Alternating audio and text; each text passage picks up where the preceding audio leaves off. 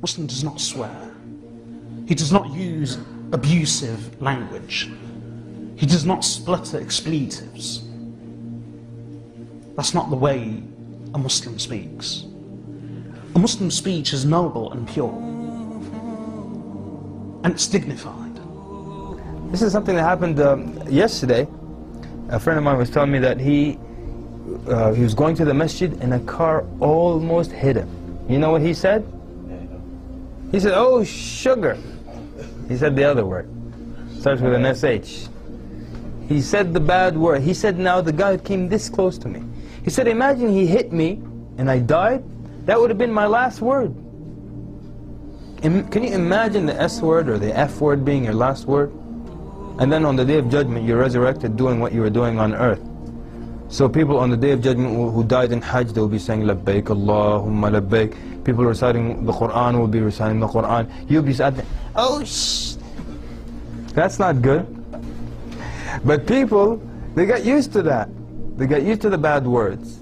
Islam is not just about prayer and pilgrimage and charity. Islam is not just about prostrating and bowing and recitation of the Quran. Islam is not just about worshipping the Creator. Islam is also about being mindful of the rights of Allah's creation. And that means speaking properly. Do not swear. Do not be abusive. Do not indulge in vulgar, indecent, rude speech. That is not the mark of a believer. And people now, they argue things. Oh, such dumb arguments. People use bad words. I'm expressing myself.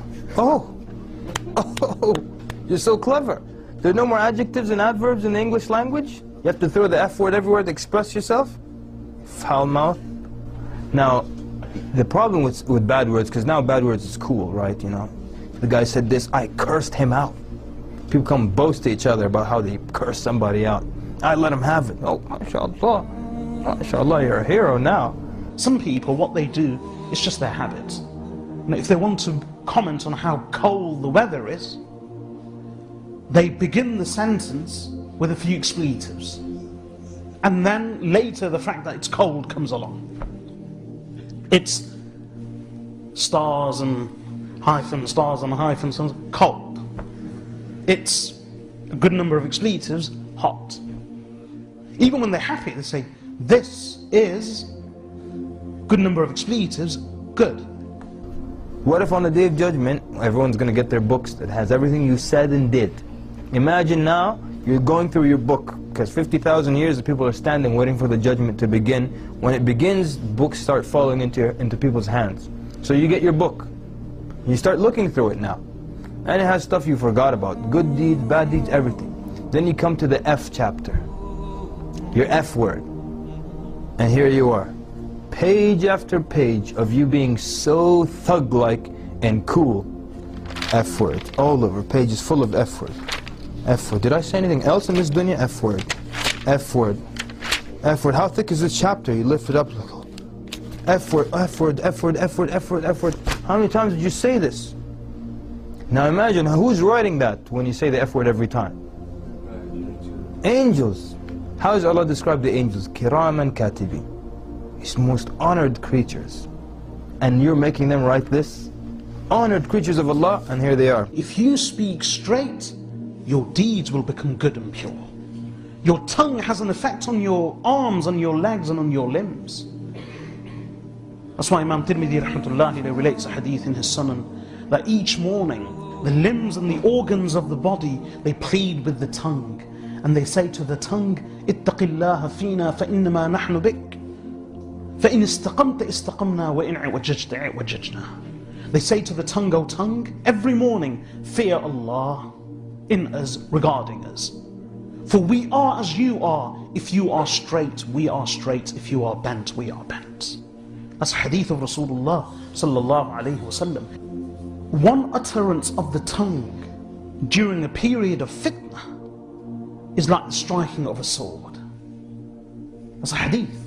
Meaning the damage that one strike of the sword can do, the tongue can do as much, if not more damage, especially in the period of misunderstanding, confusion and fitna.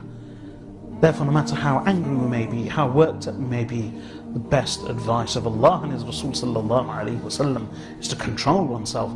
And in one hadith, Mu'adh ibn Jabal radiyallahu anhu says, I rode up to the Prophet sallallahu alayhi wasallam, and to my knees were touching his knees. We were riding together, and then I asked him a few questions about salah, sadaqah, about iman. O Prophet of Allah, I said, tell me about those deeds that will distance me from the fire and take me closer to Jannah. So the Prophet ﷺ said, O Mu'adh, indeed you have asked about a great thing. So can you imagine the scene?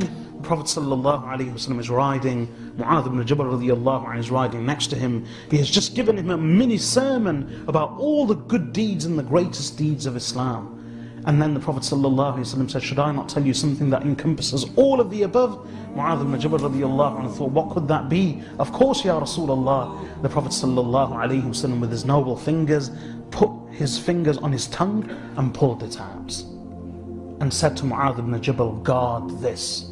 So Mu'adh ibn Jabal radiyallahu anhu said, Ya Rasulullah, will we be taken to task and questioned about our tongues? He asked in amazement. So the Prophet ﷺ said, O Mu'adh, I thought you were the most intelligent of people. وَهَلْ يَكُبُّ النَّاسَ فِي النَّارِ عَلَى وُجُوهِهِمْ إِلَّا حَصَائِدُ أَلْسِنَتِهِمْ. And is there anything that will fling people flat on their faces in the fire of Jahannam other than what their tongues reach?